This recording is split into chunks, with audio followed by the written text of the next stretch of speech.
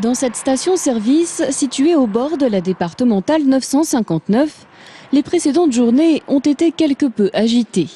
Régine Pasquiou a vu doubler sa clientèle et ses débits de carburant passer de 6 000 à 9 000 litres par jour. Pour éviter la pénurie et répondre à cette surconsommation, elle a donc avancé sa livraison. Les gens sont stressés, ils paniquent à l'idée qu'ils ne vont pas pouvoir aller travailler, pas pouvoir emmener les enfants à l'école.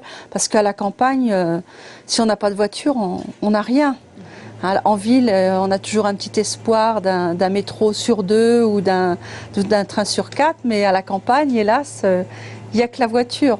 Mais les stations-service de campagne ne sont pas les seules à être touchées par le phénomène, comme dans cette station du quartier du Sanitas à Tours, où les pompes ont été largement sollicitées en début de semaine.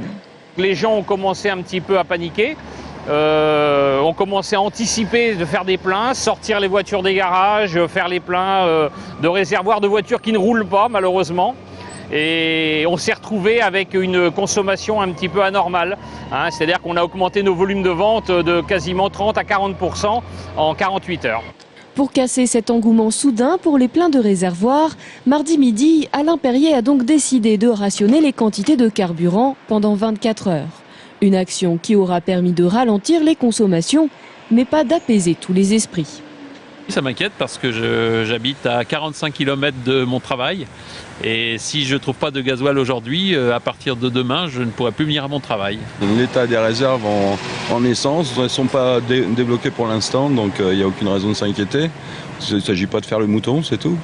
Car pour l'instant, ce ne sont pas encore les livraisons qui posent problème, mais bien la course au pistolet jaune.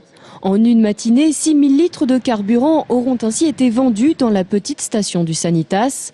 En début d'après-midi, Alain Perrier a donc décidé de remettre en place son rationnement, et cette fois-ci pour une durée indéterminée.